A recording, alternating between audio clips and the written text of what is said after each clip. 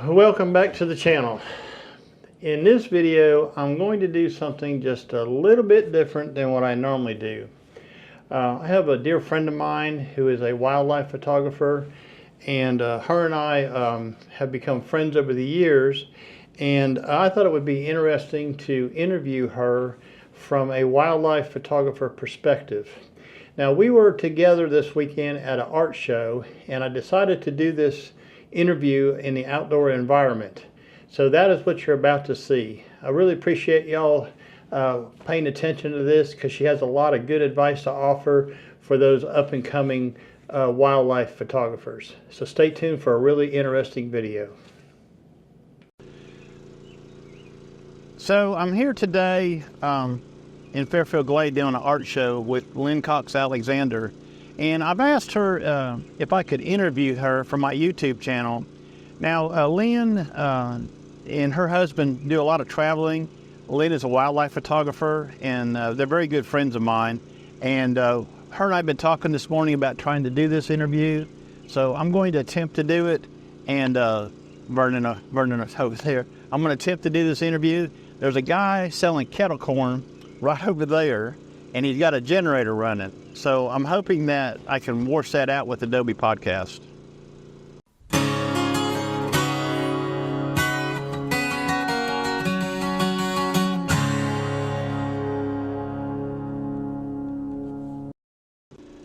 Welcome back to the channel. Today I'm going to do something just a little bit different than I normally do with my photography and my camping videos and outdoor videos. Today I'm going to interview a dear friend of mine, Lynn Alexander, and her husband do a lot of traveling, and Lynn is a wildlife photographer. And I thought it would be interesting for us to talk to Lynn a little bit about wildlife photography and her journey through photography. So stay tuned for a very interesting conversation we're about to have. So here's Lynn Alexander. Hey, Lynn. Hi. And I've got my microphone clipped on her and one on me. And what we're going to do, we're just going to start right out, and we're going to ask Lynn to tell the viewers a little bit about herself. Okay, I'm a grandma, substitute teacher, photographer.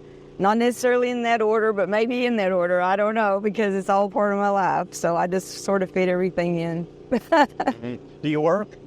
I work when I'm home.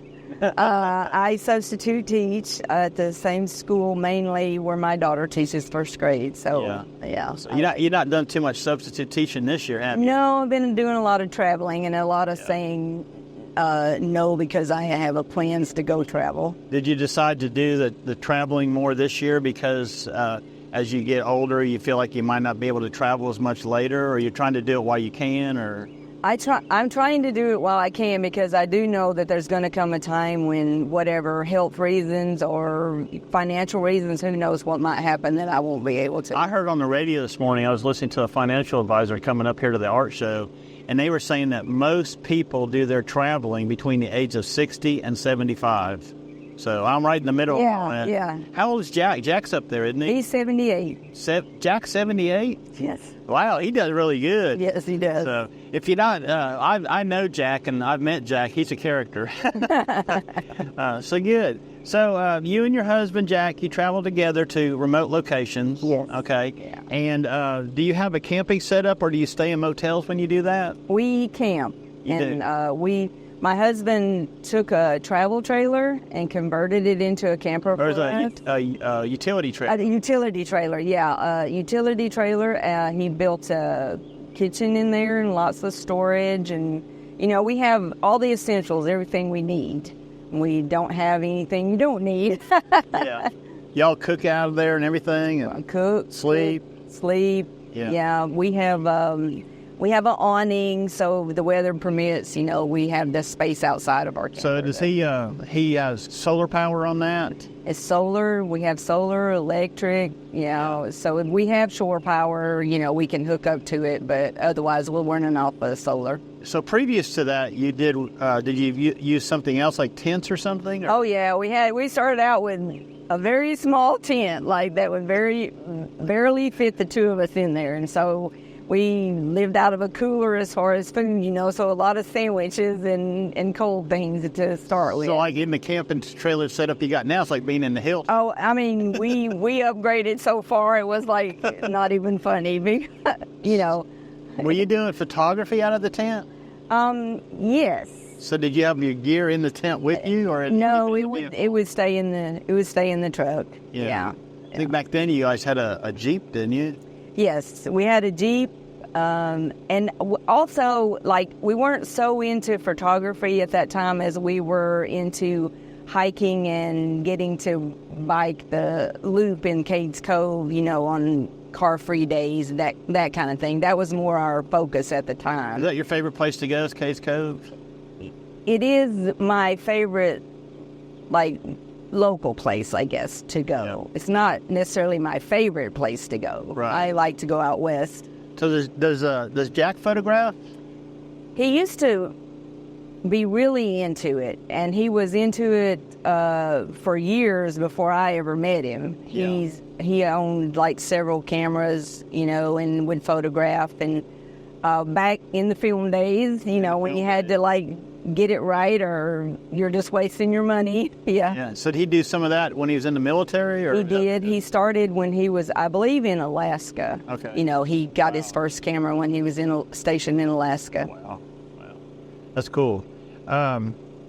So you're primarily a wildlife photographer, okay? Yes. So tell us what got you started in wildlife photography. What was the pinnacle moment when you decided this is the kind of photography I want to do? I think it was when I went to the cove and I saw a bear at a great distance, and I could see it was like a mom and 3 cubs, and I could see them, but I could not capture them with the camera that I had. It was just a little point and shoot, but I was so thrilled to have them, to have their pictures, and then I wanted to get a closer picture, more detail, and then I just fell in love with bears, I guess, on that day, just getting to watch the babies interact with their mother and, just that experience. And I wanted a better camera. And how did you figure out what kind of camera you needed to go get? Well, I researched it to my limited abilities to know what I was looking at. I didn't have a resource as far as, another photographer that I knew other than my husband. Yeah. And he wanted to steer me towards Canon, and I was leaning towards Nikon. So anyway, I went with my own choice. I went with Nikon. Yeah. So you started your wildlife photography about what year?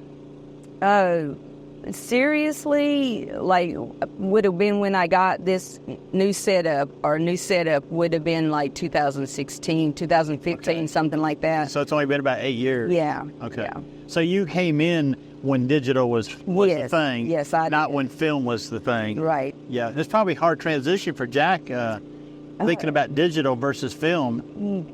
Yes, he had a learning curve, but I think the film helped him, made it easier for him to understand what he needed to do than for me, who didn't really have that same background.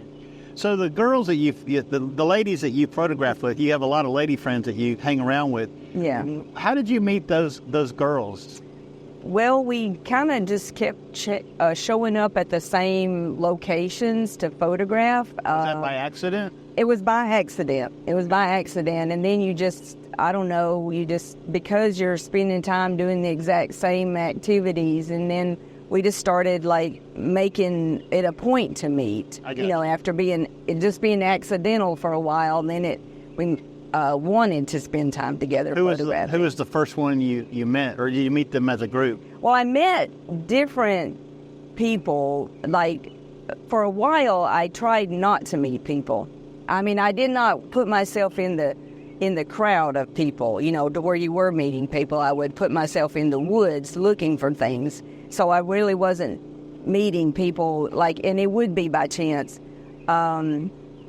So I did meet a few people before these ladies by accident, but these are the ones that I clicked with, that we decided. Who was the first one you met?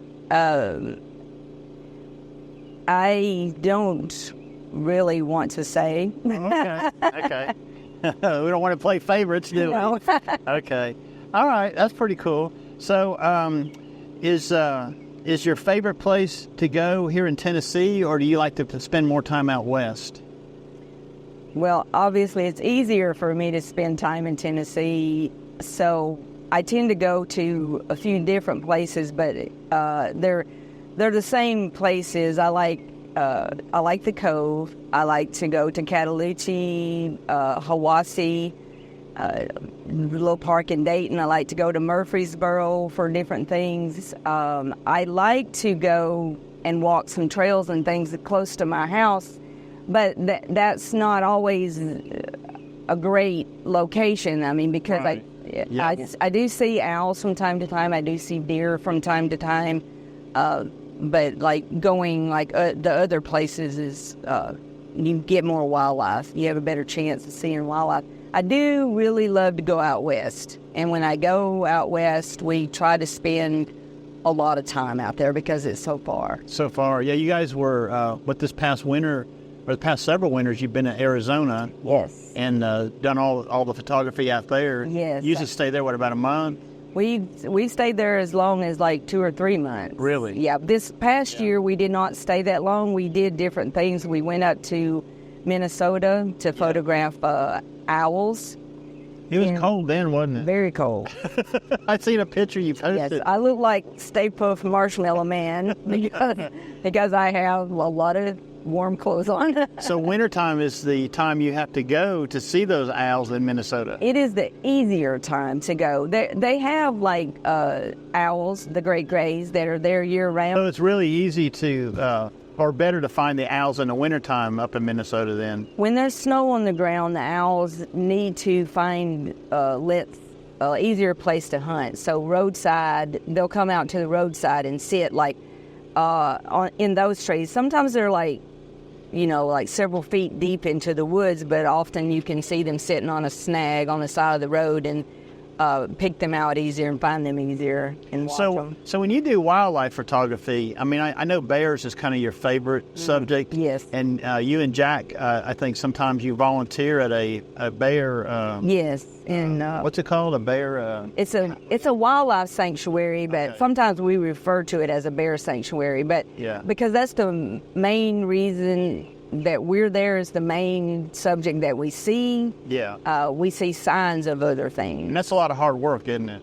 A lot of hard work. Yeah. People think we just go there and pet the bears or something, but And Jack, and that's it. I think you said Jack gets to drive the bus. yes, Jack does things like, parks cars, drives the bus. Yeah. He's like a little bit of a handyman there, and so if there's things that need to be done in that regard, he takes care of those. So being there at the wildlife preserve, is that what you call it? Sanctuary. Sanctuary, up there. Do you have opportunities or days off that you're allowed to go photograph things if you want to? Yes, there are restrictions on it, like if there is a workshop taking place or another paid photographer on the grounds, that's not the time we get to. But we do get time off, and we are allowed to photograph the bears when we're there, not working. And there was one time, I believe, you showed me some photographs. You were fortunate to see the Northern Lights while you were there. Yes. And had some younger workers take you or show you where it was, or? Well, we had some younger workers there, but we had it was an older gentleman actually, somebody I think he's 70, Gordy. He came and knocked on our trailer door when we were sleeping. It was probably 11 or 12 o'clock at night, and said the Northern Lights are out, and so we just jumped up, threw on some clothes, and went. Just went. Yeah. Wow. Yeah. So you've had a lot of good experiences traveling around and stuff.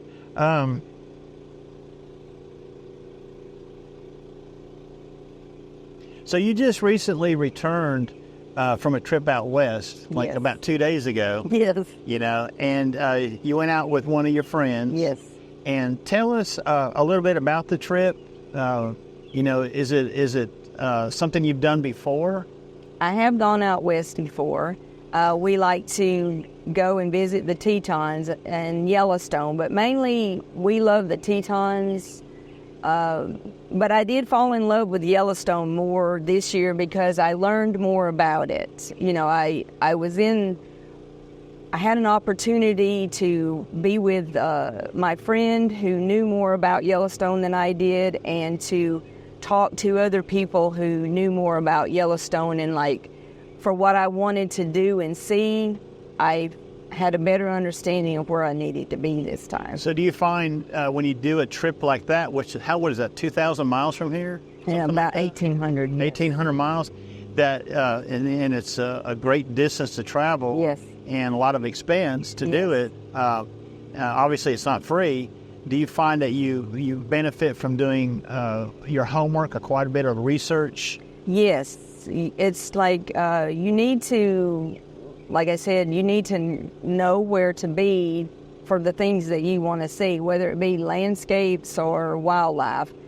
Obviously, landscapes are going to be there, whether you know, for whatever. But you have to worry about the weather, the sky, the lighting, and the time of day, you know, for that. But wildlife, sometimes, you know, you may know it's in an area, but you may not see it for a while. So this year, I think you mentioned to me that you went in June, pretty much the month of June. Yes. And it was still cool out there, cold some morning. We had snow. Snow in June.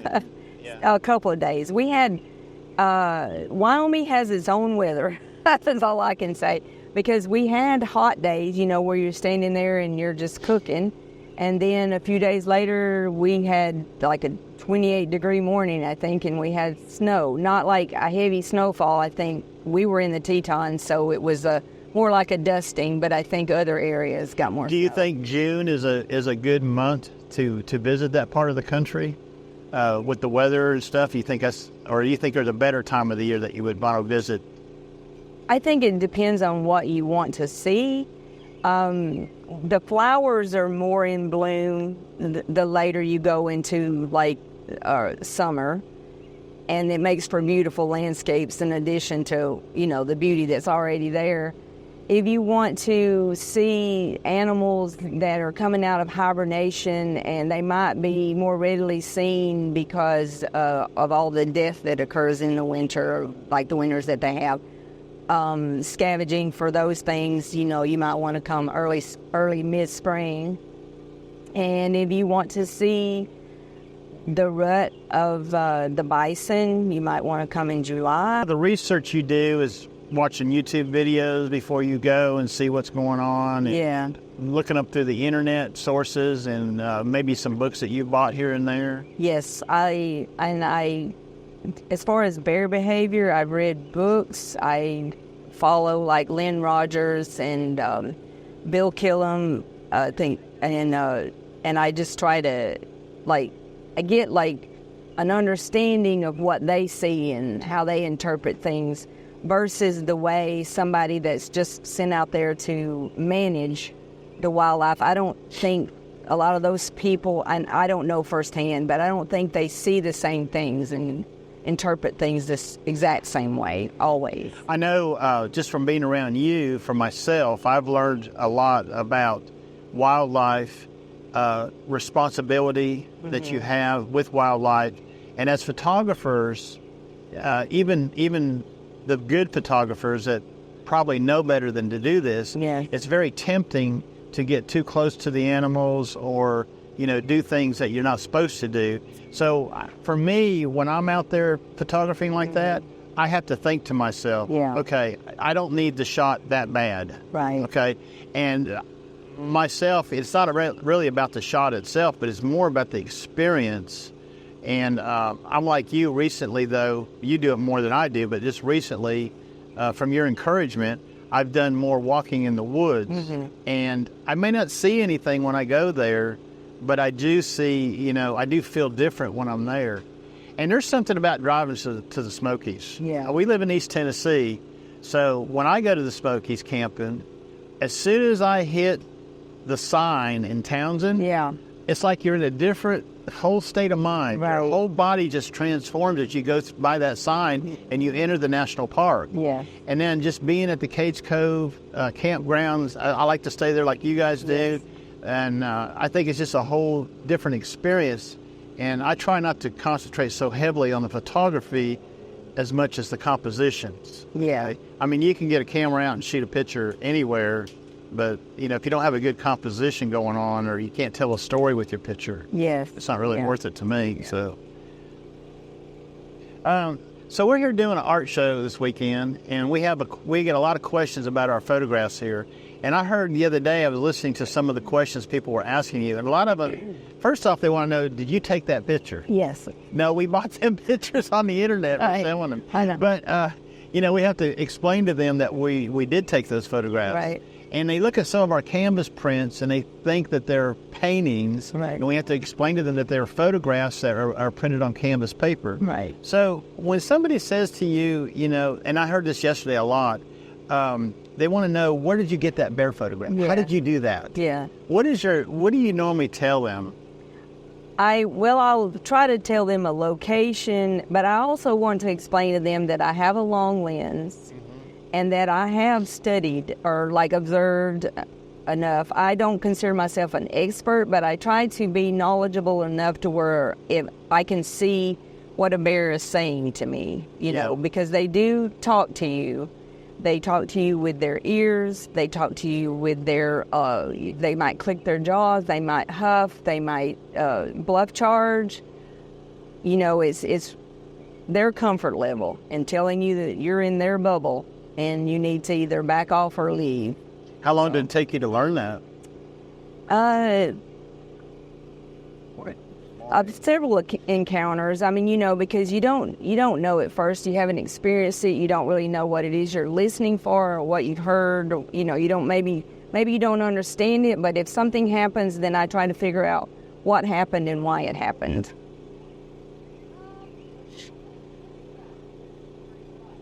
How much do you share about locations that you may have got that photograph at? Are you just pretty much a generalist? I know with photographers like us, there's always concern about public pressure put on the animals and the wildlife, and you and I both have seen it. And, you know, it doesn't take a rocket scientist to see this in the cove, especially when there's a bear jam or something. Right. And anymore, it's getting worse, I think, in the cove where people are just stopping in the middle of the road and getting out of their vehicles and backing up traffic for you know, they're supposed to use the pull-offs. So do you just, you know, when somebody said, where did you take that picture? Do you just say, you know, like Cades Cove or out west or Yellowstone or? I will not share a sensitive location with anybody until I trust them myself. Yeah. But if you can just ride down the loop road, you know, and see it for yourself, you know, I don't, there's no point in not telling you that I saw it by the entrance to Sparks Lane or whatever it is, you know, because you're going to find that out for yourself if you ride the loop. Yeah. I think sometimes well, I know that for me, I'll watch the general public. Yeah, Because they're going to tell on themselves. Yeah. And you'll know, you know, and I had people stop me on Hyatt Lane or Sparks and say, hey, there's a bear down there. Yes. And normally I just act nonchalant about it. I said, yeah, I know. Yeah, yes. I don't act like it's a big surprise to me. And I'm not really looking for that animal. Yeah. You know, I think a lot of my photography is, sometimes it just happens in front of you. Yes. It's like you weren't even seeking it, and there it is. And you just got to be ready. Right. Your gear's got to be ready, and you got to be ready. Yeah, one of my favorite things to do is just be walking in the woods by myself and come up on something. Yeah. You know. So one of the subjects I wanted to touch on is gear. And I know a lot of times photographers say, well, it's not about the gear, but I think having proper gear to get the photographs you need to get is important. So you're a Nikon shooter. Yes. Okay, and you said that in the beginning, you've been a Nikon shooter since the beginning. Yes. When Jack tried to sway you over to Canon. Right. And the different manufacturers, Nikon, Canon, Sony, the big boys, Fuji, they all have their strong points and weak points. Yeah. But so for you, what is your favorite camera that you own to use? Which one do you like to use the most? Well, right now, my favorite camera is it's an older camera. It's a D4S. That's my favorite camera. But what I mostly use right now, what I have switched over to is being like my second favorite, but I am favoring it right now is my D500. And what lens do you normally couple on the D500 most of the time? I have a Nikon 2 to 500, and that I am always like trying to figure out what I'm going to be shooting or what my target subject is that day, because that will determine what I put on there to begin with. If I'm going for birds, I like to put the 500 PF on there. Yeah, I love the 500. Yeah. If I am going for something that is, I'm not going to be able to maybe physically put myself further away or closer, I prefer like my 2 to 5, my Nikon 2 to 5, or if I know it might be an even greater distance, I have a Tamron, and it's a 150 to 600. Yeah, it's an older Tamron now, isn't it? Yeah. Yeah. Is that a sharp lens? Do you feel like it's sharp? I think it's not as sharp as my Nikon 2 to 5, but that's the 200 to 500 f5.6 lens. Yeah. And yes. That's a very affordable lens, and a lot of people own that lens.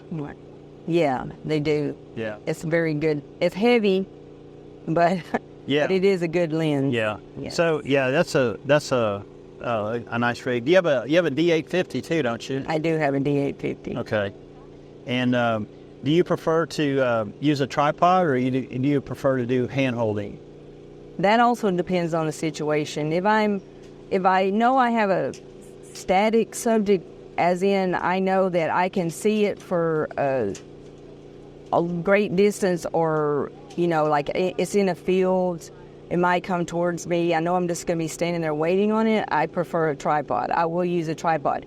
If I am hiking through the woods, you cannot get a tripod set down fast enough. You'll miss a lot of shots. You'll miss a lot of shots. So I'm hand holding in the woods. Yeah, and that 500 PF is very hand holdable. Yes, it is. Very light. Is there any time that you wish you had more than 500 millimeters? Plenty of times. Plenty of times. Is that mostly with large subjects that are farther away, or it would be more like of a bird photograph? You would wish you'd had something bigger than a 500. Probably both of those situations. Yes. I know some of the new Nikon lenses out. They have a new 600 PF. Yeah. On the Z mount. Yes. You can't put it on the F mounts, but on the Z mount. And some of them some of the guys are going after the 800 PF, which is, God, I forgot where we were. What was it? But we're talking about like different equipment. Yeah. Yeah. So you have mostly just DSLRs. Yes. You know what interests me is the D4S. Yes. Now, that is a full frame camera? Yes. Okay, and from what I understand, the D4 has excellent noise handling capabilities for a DSLR. Yes. And is that what makes that appealing to you? Yes. Because you can shoot at higher ISOs? Yes. My personal experience with it, and I don't know if it's just like me doing something incorrect, but I always feel like when I use the D4S, I can shoot at higher ISOs versus that D850, which I do not believe handles high ISO The 850? as well. The 3200 ISO? Yeah. You're pushing it. Now, with some of the new software that's out now, with Topaz and even Lightroom has some new stuff built in it. Yeah, they do. I think the Lightroom denoise is actually probably a little bit better than Topaz denoise. That's my opinion of it. And I found myself leaning more towards the Lightroom denoise because it creates a raw file from that and makes it easier to go on with your edits. Where when you use Topaz, it jumps out to Topaz and comes back as a TIFF file, and not a raw file that you can do more with it. So, I always heard the D4S or the D4 line had, and I would imagine the D5 and the D6 are the same way. They have better high noise capabilities. Yes. And we can't afford those 2.8 lenses, so we have to buy lenses we can afford. Right. That's going to be a F4 or F5.6, or even with the new Z cameras now, most of those lenses are coming out at 6.3 as their minimum aperture. So you are shooting higher ISOs, but the mirrorless cameras are handling noise better, a lot better than the DSLRs did. Yes, I hear a lot of good things about them. Yeah. Well, yeah, switching over from DSLR to mirrorless is a big jump, you know, and someday it has to happen, so you may have to get rid of everything you own to fund the project, you know. Right. You know. But as long as what I feel like, and what I say most to people is, the gear you have is the gear you use, and that is going to be what you need to use. You know, you keep chasing the gear gas syndrome, they call it, gear acquisition. Yeah. You never take any photographs. Right. You're too busy changing over gear. I have been able to like rein myself in and not chase the gear. I also have my husband who helps me with that decision. Yeah. Well, all right. Well, that was a pretty good conversation. I enjoyed that. Yeah. Okay. So tell me the one story before we get off. When you were out west last month, or this past month, you stayed on site for one photograph. Yes. For how long? 12 hours. 12 hours, and you and your friend were waiting for a grizzly bear with 3 koi. And now that I heard you say that yesterday, koi. So here we call them, the black bears, we call them cubs. Yeah. Okay, so we call them spring cubs for a black bear if they were born that year. Okay. They're yearlings when she kicks them, which means she runs them off so that she can mate again. With grizzly bears, they usually keep their young 2-3 years. Oh, really? So koi is just a acronym for Cubs of the Year, which is the same as like a spring cub. It's the ones that were born that year. Okay. Next year there'll be a yearling, and then she'll have her 2-year-olds, and then when they get kicked, they're sub-adults. So grizzlies hold on to their cubs longer. Their young longer than the black bear does. Yes. Okay. So you were on location for 12 hours. Yes. Waiting for this grizzly with 3 koi. Right. We had information saying it had been seen in this area, like at around between 7:30 in the morning. We missed it at that time. We decided to sit at this location to see if it would come back out, because we were hoping it would at least wander in and out and we would get to see it and the babies. We could see her wandering like in the tree line, and I think once we even saw one cub, but they're at a great distance. So we waited until she came back out and walked in our direction, not to us, but in our direction at about 7:30 at night. Here she comes. Yeah, here she comes. Was it still daylight? Yeah, because you're out west, it was probably daylight until almost 10. Oh, really? Yeah. Is that much difference out there? Yeah. Oh, I didn't know that. Yeah. Huh. So do you think you got a good photograph of it? I think I did. We put in such long days that I have basically downloaded my pictures but not really looked to see what I captured. I hope to do that next week. Yeah. I mean, you always look like at 1 or 2 to see if did I get anything, So like when she was close. In the month that you were out there, Yeah. how many frames did you click off, you think? I'm pretty sure I have about, between the Tetons and Yellowstone, I probably have 10,000 pictures. 10,000. That's a lot to go through. Yes. So you're going to be calling for a while. Yes. Yes. Well, that's going to be about it for this interview. I want to thank Lynn for agreeing to do the interview, and I hope y'all found it interesting. And that's all I got to say, and that's all Lynn's got to say. Thanks very much. All right. So I hope you enjoyed that video with Lynn Alexander. And if you get a chance, look her up on Facebook. Lynn Alexander Photography, or Lynn Cox Alexander is her Facebook page. I'll put a link in the description of the video to her Facebook pages and what have you, and have a look at some of her photography. She does wonderful work, and it's all fantastic photography. So if you got some enjoyment out of this video, don't forget to give it a thumbs up, like, and subscribe to the channel if you want to see more. My name is Ron Durant. I'm a photographer from East Tennessee. Y'all have a nice day now. Bye-bye.